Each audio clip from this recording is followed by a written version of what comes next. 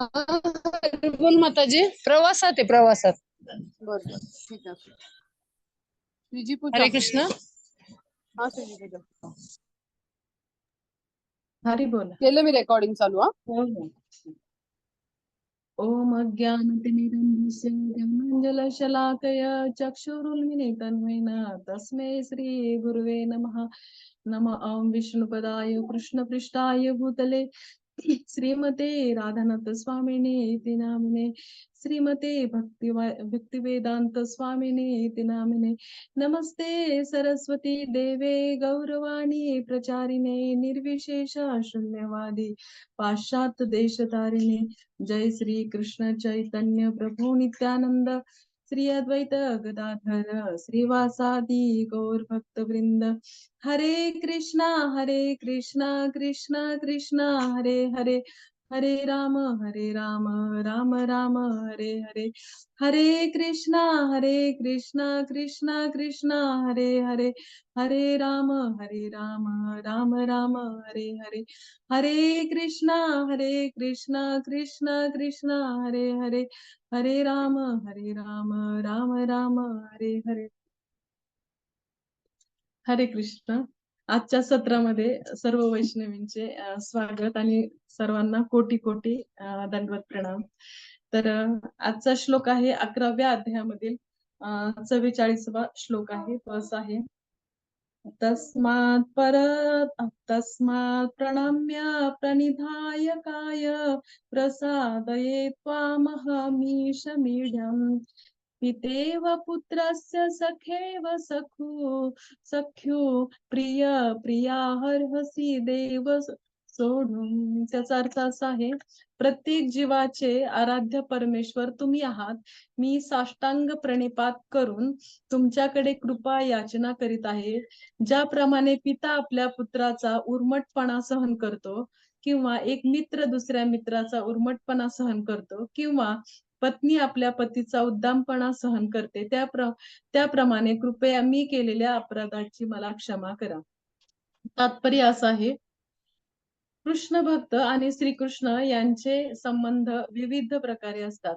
कोणी श्रीकृष्णांना पुत्र तर कोणी पिता, पती, मित्र अथवा स्वामी मानतो. श्रीकृष्ण आणि अर्जुन ज्याप्रमाणे सख्य भाव किंवा मित्रत्वाचा संबंध आहे, त्याप्रमाणे पिता पुत्राचे, पती पत्नीचे किंवा स्वामी सेवकाचे अपराध सहन करतात, त्याप्रमाणे श्रीकृष्ण ही भक्तांचे अपराध सहन करतात. बघा, खूप सुंदर असा श्लोक आहे की कशा पद्धतीने या श्लोकामध्ये की भगवंतांची आणि अर्जुनाचा जो संबंध आहे, तो संबंध जो अर्जुनाला लक्षात होता की ते माझे सखा आहेत, आणि आता हे विश्वरूप दर्शन घेतल्यानंतर त्यांच्या लक्षात आले की हे प्रत्यक्ष पूर्ण पुरुषोत्तम भगवंत आहे आणि मी काय करत होतो त्यांच्या बरोबर. म्हणजे एक प्रकारे एक संबंध, जसं की दास्य भाव असतो, सख्य भाव असतो, वात्सल्य भाव असतो आणि माधुर्य भाव, ह्या भावामध्ये भगवंताची भक्ती केली जाते. आता ह्या भावामध्ये भक्ती केली असताना की अर्जुन हा एवढा महान भक्त होता की तो भगवंतांची सख्य भावामध्ये सेवा करायची. दोनच मिनिट.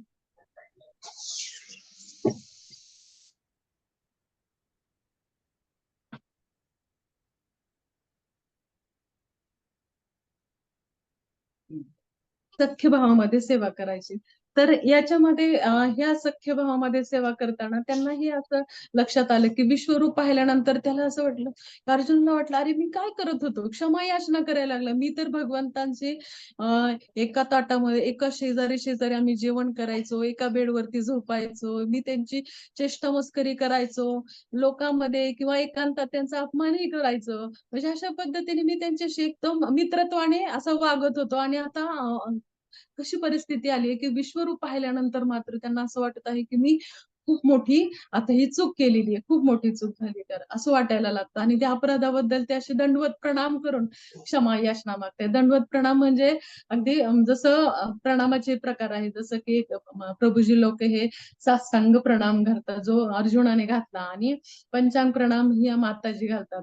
म्हणजे अशा पद्धतीने त्यांनी डायरेक्ट साष्टांग प्रणामच घातला, आणि त्यांनी साष्टांग प्रणाम घालून कृपा याचना करायला लागला की अरे मी म्हणजे काय माझ्याकडून चूक झाली असं वाटायला लागलं. आणि भगवंता बघा म्हणते सांगायला लागला की ज्या पद्धतीने की पिता आपल्या पुत्राचा उर्मटपणा सहन करतायत, आणखीन मित्र हा मित्राचा काय करतोय की उद्धटपणा सहन करतो, आणि पत्नी ही पतीचा उद्दामपणा सहन करते. हे सगळं करते उदाहरणासहित सांगायला लागला की अशा पद्धतीने सहन कर भगवंत, तुम्ही पण मला सहन करा.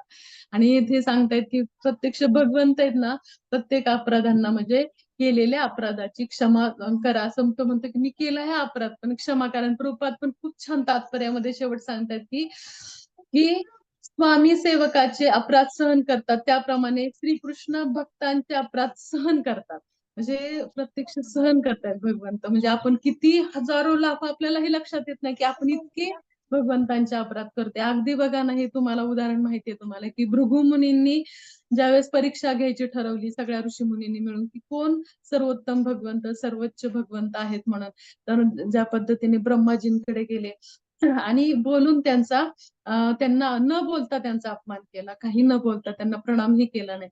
आणि त्यावेळेस पुन्हा शिवजींकडे गेल्यावरती त्यांना वेगवेगळ्या गोष्टी बोलून अपमानित शब्द बोलून त्यांचा अपमान केला. आणि ज्यावेळेस ते क्रोधित झाले शिवजी, आणि ब्रह्माजी सुद्धा क्रोधित झाले. बघा की दोघंही क्रोधित झाल्यानंतर ते कुठे गेले की भगवान विष्णूंकडे. आणि ते असे छान पहुडलेले होते, तुम्हाला माहिती त्या पद्धतीने की शिरोधायक कारुणकशाही विष्णू, शिरोधकशाही विष्णू ज्या पद्धतीने पहुडतात त्या पद्धतीने भगवंत छान असे अनंत शेषावरती पहुडलेले होते. आणि त्या पहुडलेल्या अवस्थेत ते डायरेक्ट गेले आणि त्यांच्या छातीवरती लात मारली. आणि छातीवरती लात मारल्यावरती मात्र त्यांना ते लगेच पटकन उठले आणि त्यांचे चरण पकडले. आणि तुमच्या पायाला लागलं का असं खूप ह्याने म्हणायला लागले की तुम्हाला त्रास झाला नाही ना, माझं इतकं कठोर हे हृदय आहे, म्हणजे छाती एवढी कठोर आहे वज्रासारखी, आणि तुमचे इतके कोमल चरण, तुमच्या चरणांना काही त्रास तर झाला नाही ना. म्हणजे इतके नम्रतेने ते बोलायला लागतात. आणि म्हणजे हा एक प्रकारे अपमान झाला ना त्यांचा, किती छातीवरती लात मारली. म्हणजे बघा कोणाला अगदी वाईट बोललं तरी सहन होत नाही, जसं आताच आपण पाहिलं की ब्रह्माजींना आणि शिवजींना सुद्धा बोलल्यावरती सहन नाही झालं. पण भगवंत प्रत्यक्ष उदाहरण आहे की भगवंतांनी सहन केलं की त्यांचा उद्दामपणा हा जो छातीवरती लात मारली तरी सुद्धा ते त्यांनी सहन केलं तेवढं.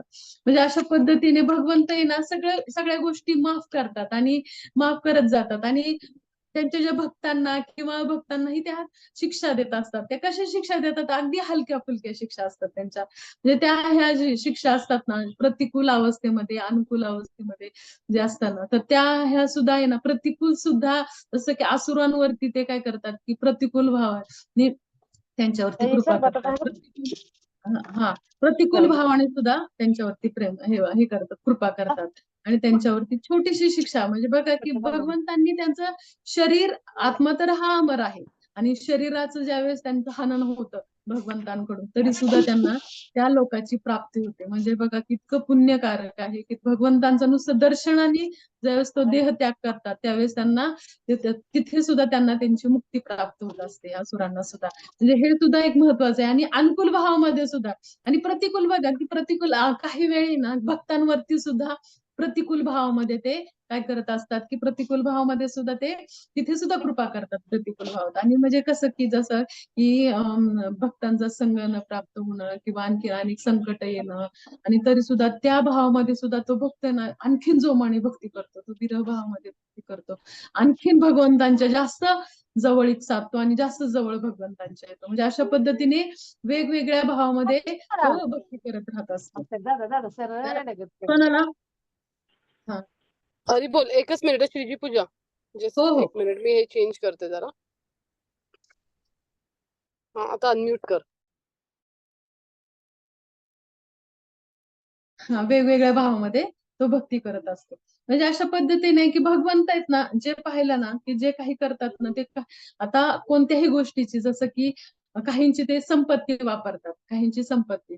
संपत्ती म्हणजे ते ठरवतात की कोणाचं काय वापरायचं. काहींची संपत्ती वापरतात, तर काहींचं काय करतात, ज्ञान वापरतात, काहींचा कंठस्वर वापरतात म्हणजे भगवंत, आणि काहींचं काय करतात, बोलण्याची शक्ती वापरतात. म्हणजे भगवंत ठरवतात की कोणत्या भक्तांकडून काय घ्यायचंय आपण, त्या पद्धतीने ते वापरत असतात. जसं की आता मी आता एनव्हीसीसी मध्ये इथं आले होते आणि आज दिवसभर गोपालकृष्ण महाराजांचा आज आहे ना, हे आहे तर कार्यक्रम आहे त्यांच्या सगळ्या. तर खूप सुंदर असे त्यांच्या जे काही पास टाइम घडले आहेत ते सांगत आहेत.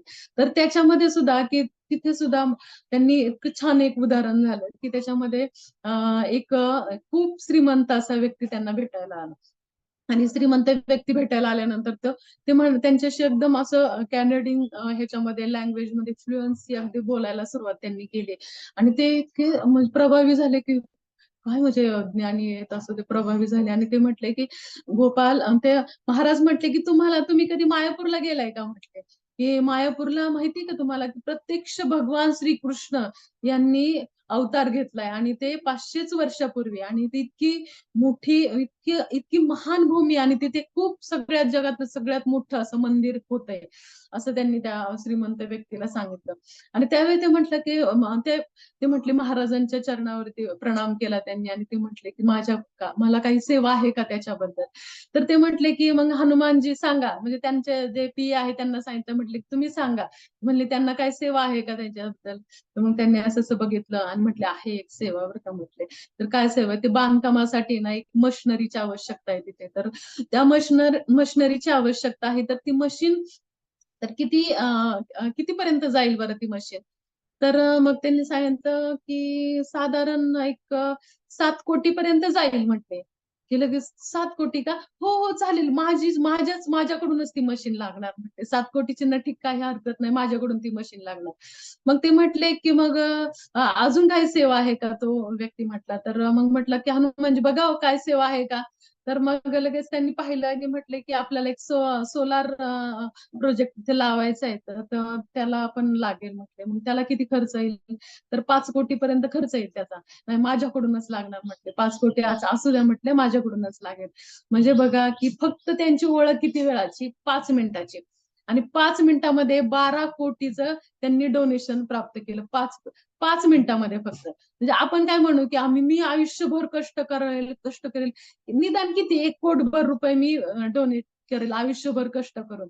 पण बघा की त्यांच्या शब्दामध्ये इतकी ताकद होती, गोपालकृष्ण महाराजांच्या शब्दामध्येच एवढी ताकद होती महाराजांच्या, की 5 मिनिटामध्ये बघा की 12 कोटी डोनेशन प्राप्त करणं म्हणजे एक आहे ना, हे एक खूप म्हणजे ते एक महान असे वैष्णव. म्हणजे बघा की आम्ही वैकुंठवासी आलो याचं कारण असते, बोलले जे ऋषी साच भावे वर्तावे, म्हणजे आम्ही वैकुंठातले, म्हणजे ते प्रत्यक्ष वैकुंठातलेच आहेत. कारण आहे ना बघा की हे जे प्रभुपादांचे सगळे शिष्य आहेत ना, ते प्रभुपादांचे एक सूर्याप्रमाणे आहेत सगळे. आणि हे सूर्य ना सगळे प्रभुपादांनी वैकुंठावरून मागवलेले सूर्य आहेत ते. आणि हे प्रकाश देत आहेत. हे अगदी त्यांच्या शब्दामध्ये एवढी ताकद येत नाही ह्या सगळ्या शिष्यांच्या शब्दांमध्ये, की ते म्हणजे बघा की आता ह्याच्यावरूनच मला असं वाटतं की वाड्याला जो कार्यक्रम झाला राधानाथ महाराजांचा त्यांच्या, आणि त्यावेळेस आहे ना त्यांचा जे व्यासपूजेचा कार्यक्रम म्हणून झाला, आणि त्यांना कृतज्ञता व्यक्त करून असा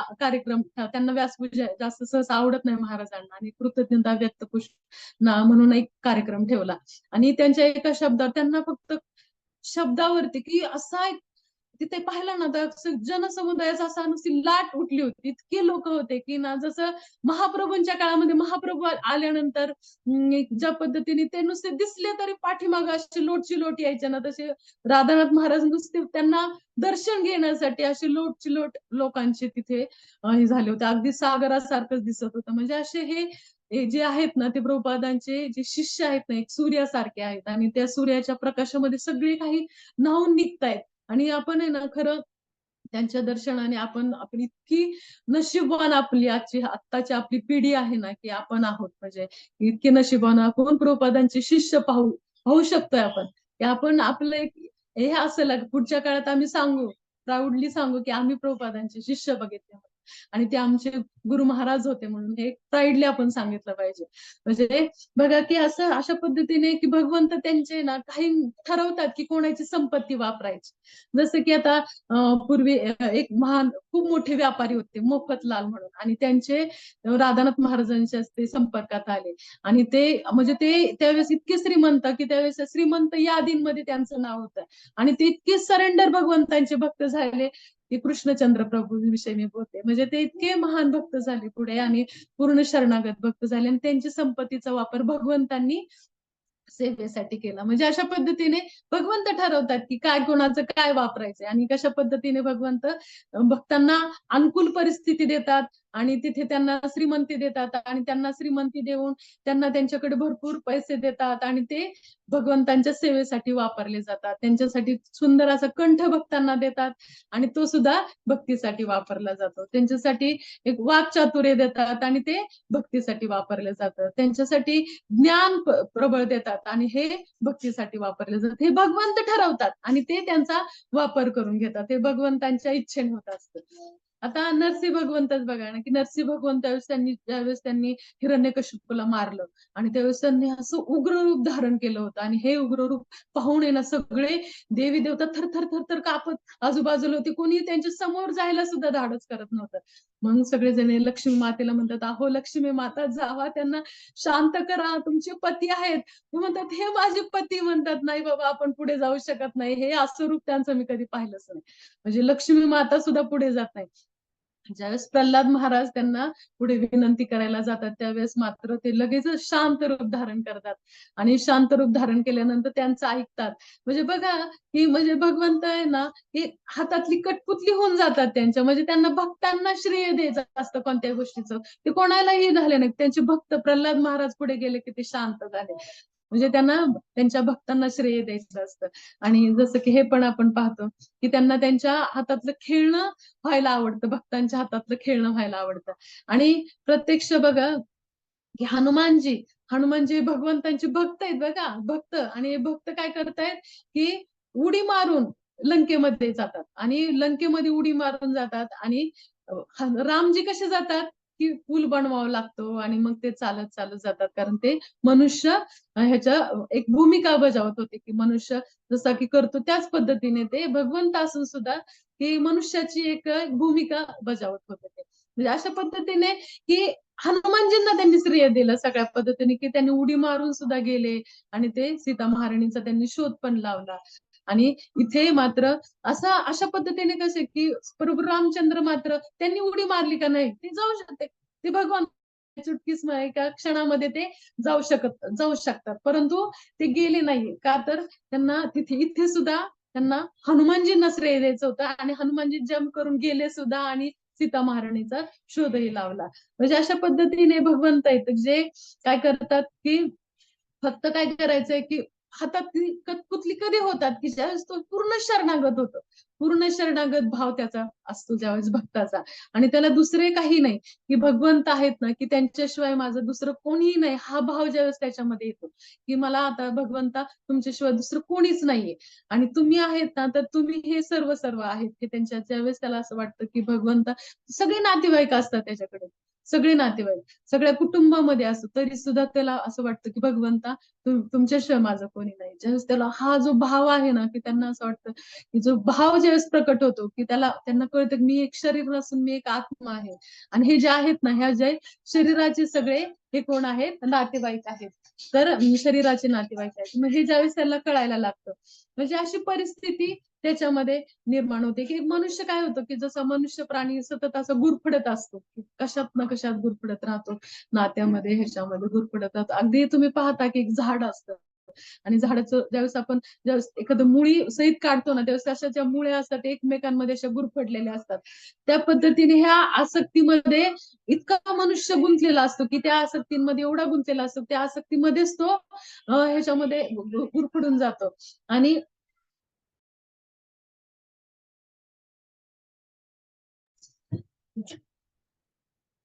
आणि त्या त्या ह्याच्यामध्ये इतका गुरफटलेला असतो की त्या रूट सारख्या पद्धतीने मनुष्य प्राणी सुद्धा ह्या गुरफटत जात असतो. जसं की एक प्रकारे एक जसा कुत्रा आणि एक मला एक कुत्र्याचं एक उदाहरण द्यायचं की आम्ही घरी एक आहे ना एक कुत्रा आणलेला होता. तो जो कुत्रा आहे ना तर तो एका वेगळ्या जातीचा म्हणजे सायबेरियन हस्की नावाचा तो कुत्रा आहे आणि तो त्याला ज्यावेळेस आहे ना सोडलं घरामध्ये, ज्यावेळेस गेट गेट बंद केलं आणि बाहेर पटांगणामध्ये खेळायला त्यांनी सोडलं. त्याला सोडल्यानंतर त्यांनी काय केलं, एक घरामध्ये घराच्या बाहेर आहे ना एका पिंजऱ्यामध्ये एक ससा आहे आणि त्या सशाकडे जाण्यासाठी तो जो कुत्रा आहे ना तो ससा पाहिल्यानंतर त्याच्या जवळ गेला आणि तो पिंजऱ्यामध्ये आहे ना की पूर्ण वेडा मारत त्या पिंजऱ्याला. त्याला असं वाटायचं की आता तो ससा आहे ना माझ्या, कधी मी आता पकडेल की तो आता मला मी खायला आता मी तो खाईल ससा. आणि म्हणून तो आहे ना त्या सशाच्या त्याला इतकं अगदी त्याला असं वाटत होतं की आत्ता माझ्या तोंडाला येईल, पण तो जाळीत होता आणि ते पूर्ण गोल गोल गोल गोल गोल गोल वेडा मारायचा. आणि मी तिथे चॅन्टिंग करत होते आणि मी जवळजवळ 1-1.5 तास तिथे चॅन्टिंग केलं. पण तो काही इकडे तिकडे इतकं छान पटांगण असून तो खेळायचंच विसरून गेला आणि पूर्ण त्या पिंजऱ्याभोवतीच गोल गोल 1-1.5 तास तो वेडे मारत बसला होता, की त्याला असं वाटायचं की ना आत्ताच माझ्या तोंडाला येईल. तो अगदी असं करून बसायचा, आता ते तो ससा तोंडाला येईल. आणि मग तो त्याला परत पुन्हा वेडा मारायचा आणि तो ससा इकडे जिकडे जाईल ना तिकडे तो फिरायचा. तर त्याला तो काही त्याच्या हाताला काही आलाच नाही. त्याच्या पूर्ण तो वेडा मारत बसला पण तो त्याच्या काही हाताला आलाच नाही. म्हणजे अशा पद्धतीने ना आपण सुद्धा बघ ना, आपण सुद्धा आयुष्यभर वाट पाहतो की आयुष्यात असं वाटतं की आता तो माझ्या हाताला येईल, मग सुख हाताला येईल, मग सुख. मग तो आहे ना खरा आनंद ना घ्यायचाच विसरतो. जीवनभर तो आहे ना की वेगळ्याच सुखाच्या मागे फिरत राहतो की जे सुख नाहीच आहे. त्याला असं वाटतं हे सुख आहे. आता मी ना एवढ्या एवढ्या वर्ष ना मी नोकरी करेल आणि एवढे पैसे कमवेल, एवढी करेल आणि मग मला सुख मिळेल असं त्याला वाटतं. ते पण तरी सुद्धा नाही की तो पूर्ण हे होतो तरी सुद्धा त्याला ते सुख प्राप्त होत नाही. तो पूर्ण जीवनभर कष्ट करत राहतो तरी सुद्धा त्याला ते सुख प्राप्त होत नाही. आणि हे सुख प्राप्त न झाल्यामुळे त्याला काय होतं की आपण बघा ना, आपण आपलं किती छान जीवन जगायचो. आधी बघा आपल्या लहानपणी सुद्धा अगदी भौतिक जर उदाहरण बघितलं, लहानपणी सूरपारंब्या खेळणार, परत आणखी अगदी गोट्या खेळ, विट्टी दांडू खेळ, हे सगळे ग्राउंडचे सगळे खेळ खेळायचो आपण. किती आनंद घ्यायचो. ओढ्याने फिरायचो. सगळ्या गोष्टी किती आनंद असायचा, त्याच्या निसर्गामध्ये राहायचं. ह्या सगळ्या गोष्टी खूप आनंददायी असायच्या. आणि आजकाल मात्र आजची मुलं काय करतात की मोबाईल मध्ये तो गेम खेळत बसायचा. बाहेरचं कसं जीवन असतं हे जगायचं विसरून जातात. म्हणजे हे भौतिक हे झालं, उदाहरण झालं. आणि हे आध्यात्मिक जर म्हटलं ना तर बघा की आपण सुद्धा आहे ना की भौतिक ह्याच्यामध्ये इतकं गुंतत जातो की खरा आनंद काय ना हेच आपण पूर्ण विसरून जातो. गीत का की भगवान प्रत्यक्ष भगवान श्रीकृष्ण काय सच्चित आनंदमय रूप आहे त्यांचं, भगवंतांचं सच्चित आनंद रूप. मग बघा की आपण भगवंतांच्या संपर्कात येणार तरच आपल्याला आनंद प्राप्त होणार आहे. की जर आपण लहानपणी आपण शेकोटी हे करायचं, तुझी आण, तुझी सासू आण, माझी सासू आण असं म्हणायचं. आता सगळ्यांच्याच बाबतीत ते आहे. आणि मग सगळं ते मोठं असं हे करायचं, शेकोटी पेटवायचं आणि थंडीच्या काळामध्ये ते खूप आनंद यायचा, सगळ्याकडेने बसायचं. पण कधी कधी काय व्हायचं की असं शेकोटी पेटली ना की काही छोटे छोटे कण आहेत ना असे बाहेर पडायचे आणि ते असे अंगावरती यायचे, कधी कधी छोट्या दिसताना बाहेर पडताना असे चमकदार पडायचे, पण अंगावर आले तर ती काळे काळे काळे असे टिपके असायचे, म्हणजे छोटे छोटे कोळसे. म्हणजे हेच बघा ना की हे शेकोटी म्हणजे काय, भगवंतांच्या जोपर्यंत म्हणजे ह्या अग्नीच्या संपर्कात जोपर्यंत ते होते ना तोपर्यंत ते प्रज्वलित होते आणि अग्नीपासून ज्यावेळेस बाहेर येतात ना त्यावेळेस छोटे ते कोळसे होऊन जातात. तशी आपली परिस्थिती आपण आहेत ना, तो जोपर्यंत आपण भगवंतांच्या संपर्कात आहेत ना तोपर्यंत आपण आहे ना अगदी प्रमाणे आनंदमय आपण असू आणि आपल्याला तो खरा आनंद आपल्याला प्राप्त होणार आहे. आणि ज्यावेळेस भगवंतापासून आपण आहे ना दूर लांब जाऊ ना त्यावेळेस ना आपण इतके दुःखामध्ये गुरफडलेला असणार आहे आपण. आणि हे जे दुःख आहे ना तर त्या दुःखातून बाहेर पडण्यासाठी आपल्याला भगवंतांच्या भगवंतांच्या चरणाची शरणागती आपल्याला घ्यायला पाहिजे भगवंतांची. तर भगवंत आहेत ना हे असे आहेत की ते आनंदाचं अनलिमिट म्हणजे शेवट. भगवंत हे आनंदाचा म्हणजे भगवंतांमध्ये एवढा आनंद आहे की तो आनंदाचा शेवट आहे. म्हणजे असं जसं की भगवंतांकडे इतकं सौंदर्य आहे की सौंदर्याचं नाही ना पूर्ण शेवटचं लिमिट म्हणजे भगवंतांचं सौंदर्य. हा, शेवटचा आनंद म्हणजे भगवंतांचा जो आनंद आहे, भगवंताकडे जो आनंद आहे ना तो शेवटचा म्हणजे लिमिट क्रॉस त्याचं. आणि जसं की भगवंतांकडे एवढं जे वैराग्य आहे ना ते अनलिमिट म्हणजे त्या शेवटचंच लिमिट आहे ते भगवंतांकडे. आणि जे आहे ज्ञान जे भगवंताकडे आहे ना ते सुद्धा शेवटचं लिमिट म्हणजे जे आहे ना ते अनलिमिटेड भगवंताकडे आहे, जे जिथून पुढे काही नाहीच आहे भगवंता एवढं. म्हणजे एवढे हे भगवंत आहेत आणि भगवंतांकडे जो आपण ज्या वेळेस आहे ना अर्जुन दंडवत घालतो, म्हणजे आपण जरी भगवंतांना दंडवत घातला ना की तो सुद्धा अनलिमिटेड म्हणजे शेवट. तसं इतर देवी देवतांचा 31%, 40%, 50% असं उदाहरण सांगते मी. म्हणजे तिथं भगवंताला प्रणाम केल्यानं झालं लास्ट. म्हणजे अशा पद्धतीने ना की की असं म्हटलं जातं की भगवंतांचं जो प्रणाम बरोबर जसं ईशा कला पुंस कृष्णस्तु भगवान स्वयं म्हणजे किती भगवंतांच्या वेगवेगळे रूप आहेत भगवंतांचे, परंतु आहे ना भगवंतांचं भगवान श्रीकृष्ण आहेत ना ते मात्र पूर्ण पुरुषोत्तम भगवंत हे सगळ्यांनी मान्य केलं आहे. म्हणजे पूर्ण पुरुषोत्तम ते भगवंत आहेत आणि त्यांना प्रणाम केला ना की असं म्हटलं जाते की अनेक यज्ञ केल्याचं पुण्य मिळतं नुसतं प्रणामाने. म्हणजे की बघा की हे प्रणाम सुद्धा किती महत्वाचं आहे. आणि ह्या प्रणामाने काय कृष्ण प्रणामाने काय होतं त्या लोकाची प्राप्ती होते. कारण भगवंताचा प्रणाम केला की सरेंडरता भगवंतांना शरणागती शिकायला लागतो आपण आणि आपोआप आपली भक्तीची आपली सुरुवात होते आपली. आणि अर्जुन सुद्धा काय म्हणतात की मी तर तुमच्या प्रती खूप अपराध केलेला आहे, खूप म्हणजे मी ते म्हणतात की मी आता मात्र मी तो समर्पित झालोय पूर्ण तुम्हाला आणि तुम्हाला मला आता मला असं आपण प्रार्थना करायला पाहिजे की आता भगवंता की माझ्याकडे ना तुम्हाला तुम्हाला प्रार्थना करायला बुद्धी सुद्धा नाहीये तुम्हाला प्रार्थना करायला आणि मी इतके अपराध केलेले एवढे अपराध केलेले की मी आता असह्य भावनेने तुम्हाला विनंती करते आणि माफी मागतोय की मी एवढे अपराध केलेत आणि हे अपराध केल्यानंतर आहे ना आता मी मात्र इतका पूर्ण शरणागतीचा भाव धरून मी तुम्हाला पूर्ण माफी मागतोय भगवंता तुमची. असं म्हणजे एक आहे ना एक प्रकारे ना असहाय्य भावनेचा भाव आपल्यामुळे ज्यावेळेस येतो ना की असहाय्य भावनेने शरणागती त्यावेळेस मात्र भगवंत काय करतात क्षमायुक्त जी भगवंतांची करुणा आहे ना ती आपल्याला अनुभवायला मिळते. म्हणजे ज्यावेळेस भगवंत क्षमा करतात आणि करुण भावाने आपल्याकडे पाहतात की हा हे भगवंत माझे पूर्ण म्हणजे हे माझे भक्त आहेत हे किती किती म्हणजे किती हे किती शरणागत आहे काय त्यांचा हा किती भाव आहे त्यांचा हा म्हणजे जसं चैतन्य महाप्रभू सुद्धा आहे ना की ज्या वेळेस ना ते पाहतात की कशा पद्धतीने मुरारी गुप्त हे अशी प्रार्थना करतात हे सगळे जे त्यांचे भक्त प्रार्थना करतात म्हणतात की काय भगवंत काय प्रार्थना आहे त्या भक्तांच्या माझ्या आणि ह्या अशा अशा भक्तांना मी कसं सोडून जावं असं महाप्रभूंना सुद्धा वाटायचं.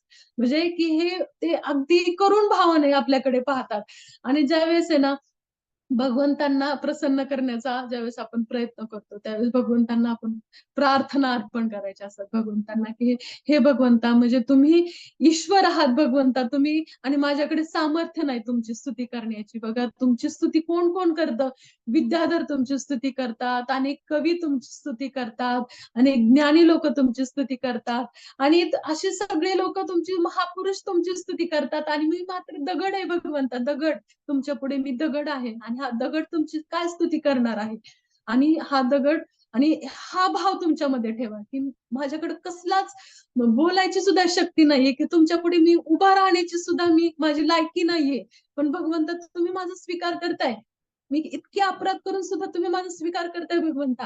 म्हणजे हा आपला आपला भाव असला पाहिजे की भगवंतांचा पूर्ण भगवंतामध्ये आपल्यातली जो मिथ्या अहंकार आहे ना तो सगळा आपला पूर्ण गेला पाहिजे आपला.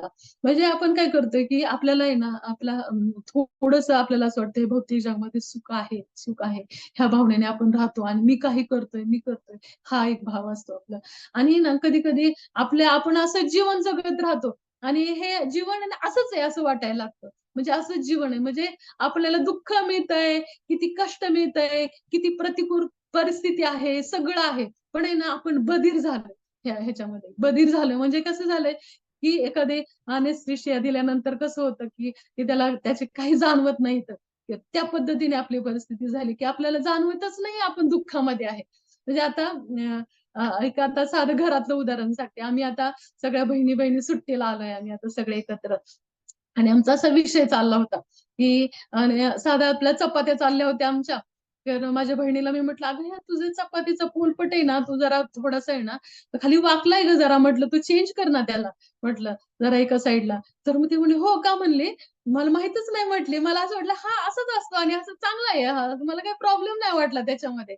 मग त्यावेळेस आमचा विषय सुरुवात झाली आमचा त्याला म्हणलं बघ ना आपलं पण असंच आहे ना की आपण सुद्धा आहे ना आपण जसं जीवन जगतो आपल्याला वाटतं हा असंच आहे काय नाही त्याला काय प्रॉब्लेम आहे असं चालू आहे, असंच असतं, असं दुःख असतं, असं सुख असतं, हे चालूच आहे.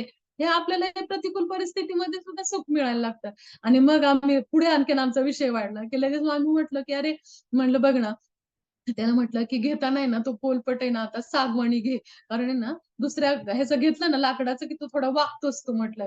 म्हणजे बघा, की त्याच्यावरून आम्ही असा गेस काढला, की आपण सुद्धा आहे ना, आपण ज्यावेळेस आहे ना, आपल्याला कळतं, की हा हे दुःखालय आहे, हे भौतिक जग दुःख आहे.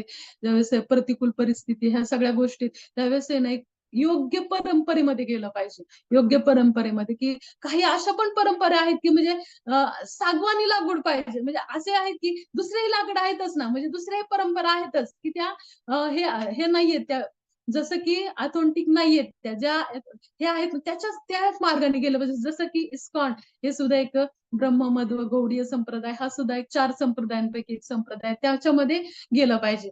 आणि परत पुढचा आमचा विषय असा झाला, की मग म्हटलं, की "बघ ना, बघ ना." म्हटले, "तुम्ही सांगितलं म्हणून मला कळलं, की हे हा पोलपट असा आहे म्हणून." जसं की भक्त येऊन सांगतात, की "अरे, तो दुःखात आहे आणि आता दुःखातून बाहेर निघ. आता ह्या तू सच्चित आनंदमय भगवंत आहे त्याच्या शरणागत जा. तू तू सुद्धा आनंदी होशील. भगवंतांना आनंद देण्याचा प्रयत्न कर."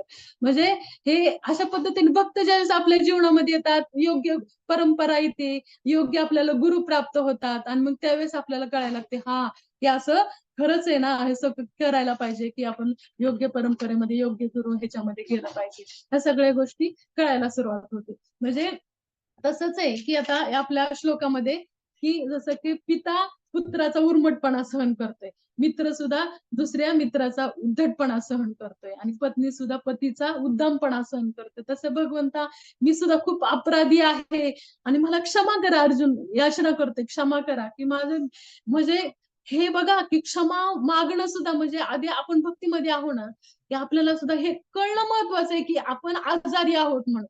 म्हणजे बघा, की एखाद्याला ना, की आजारी असेल, जर आजारी असेल म्हणजे आजारी असेल ना, तर त्याला ट्रीटमेंट घ्यायला तो सुरुवात करतो. त्याला जर कळलंच नाही मी आजारी आहे म्हणून, तर तो ट्रीटमेंट कसा घेईल सांगा? की त्याच्यासाठी की एक भक्त समजा साधं उदाहरण बघा, की एका भक्ताला एक सीनियर भक्त आहे. 40-50 वर्षापासून तो भक्तीमध्ये आहे, 40-50 वर्षापासून आणि तो ते म्हणतात, की त्याला, "अहो, तुम्हाला जरा सर्दी झाली आहे बरं का, तुम्हाला जरा सर्दी झाली." "हो का? सर्दी काय नाही, साधी होती सर्दी, काय नाही. त्याला काय होतं, त्याला ते सर्दी आहे शेवटी." आणि मग काही दिवसांनी काय होतं, की "अहो, तुमचा आवाज पण बदललाय, जरा घसा बसला का तुमचा आता?" "नाही, ते होतं कधी-कधी आणि होईल बरा, त्याला नाही काय प्रॉब्लेम होतो." मग तो म्हटलं, की "बरं, ठीक आहे, ठीक आहे."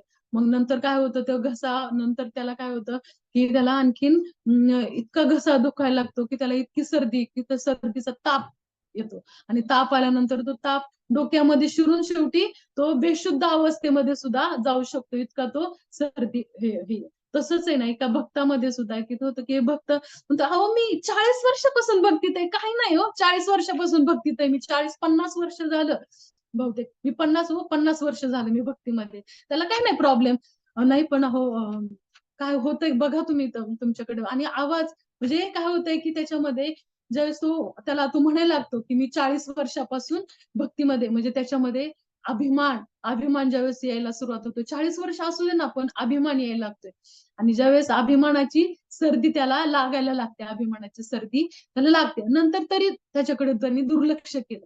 तर मात्र काय होतं, की जशी सर्दी वाढते, तसं तो अभिमान वाढायला सुरुवात होतो आणि त्याच्यातली नम्रता निघून जाते. नम्रता निघून जाते म्हणजे काय होतं, की त्याचा बोलण्यात ॲटिट्यूड निर्माण होतो. म्हणजे जसा घसा बसल्यानंतर त्याचं काय व्हायला लागतं, की त्याचा आवाज बदलतो घसा बसल्यानंतर. तसं त्या पद्धतीने त्या भक्ताला काय व्हायला लागतं, की नम्रता गेल्यानंतर त्याच्या बोलण्यामध्ये सुद्धा ॲटिट्यूड त्याच्या बोलण्यामध्ये यायला लागतं. कारण नम्रता गेली ना त्याची.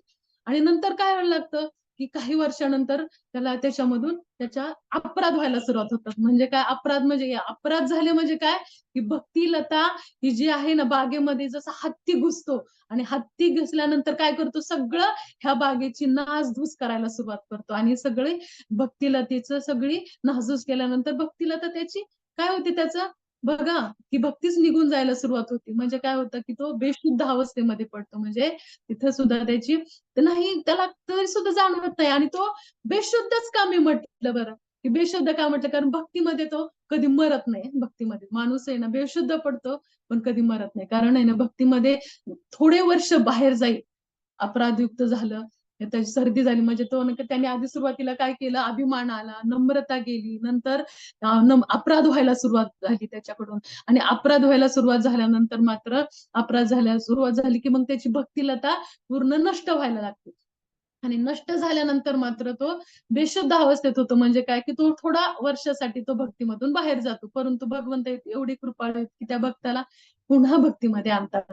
कारण नंतर काही वर्षच तो बाहेर जातो आणि काही जन्म कधी कधी बाहेर जातो, पण तो मात्र भगवंतांपासून अनेक दूर जाऊ शकत नाही. कारण तो एकदा भक्तीला सुरुवात केली ना त्यांनी, की तो भगवंत आहे ना, एकदा म्हटलं ना की हात एकदा भगवंतांनी पकडलाय ना, तर ते भगवंत कधी हात सोडत नाही, कधी ना कधी त्याला पुन्हा जवळ घेतातच. अशा पद्धतीने आपण ना की ह्या विचार करायला पाहिजे की आपण किती वर्ष भक्तीमध्ये असो, काही असो, तरी सुद्धा आपली परिस्थिती काय आहे, आपण खरंच आपल्याला सर्दी झाली का, खरंच आपल्याला घसा दुखतोय का, खरंच आपल्याला आपण ना ताप आलाय का, हे आपण सतत आपलं स्वतः चेक करायला पाहिजे.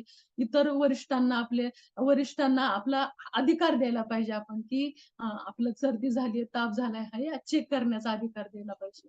म्हणजे अशा पद्धतीने हे जे जे अर्जुन आहेत, ते नम्रता आली आहे त्यांच्यामध्ये, की नम्रतेने ते सांगतायत की माझ्याकडून अपराध झालाय. म्हणजे आपण सुद्धा मान्य करायला पाहिजे की माझ्याकडून भगवंत अपराध झाला.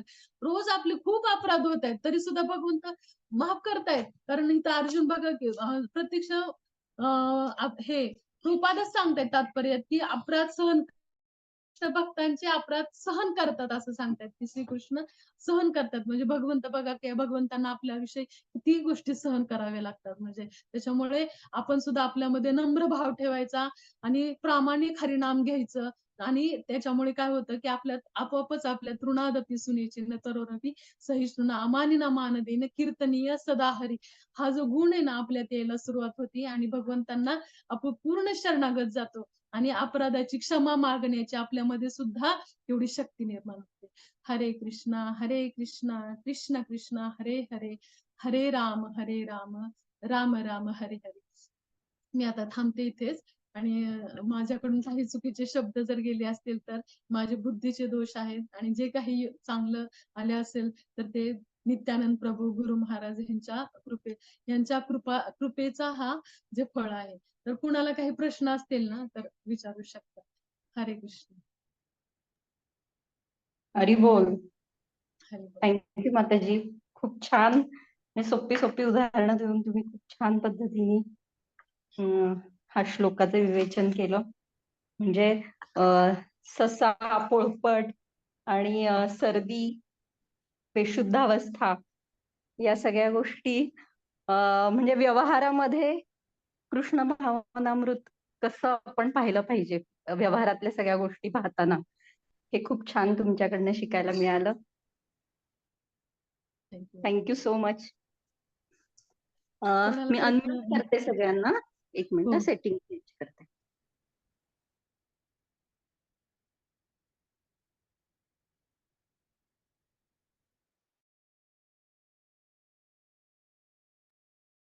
काही प्रश्न असतील तर विचारू शकता. हा, सेटिंग चेंज केलंय. कुणाला काही विचारायचं असेल तर विचारू शकता.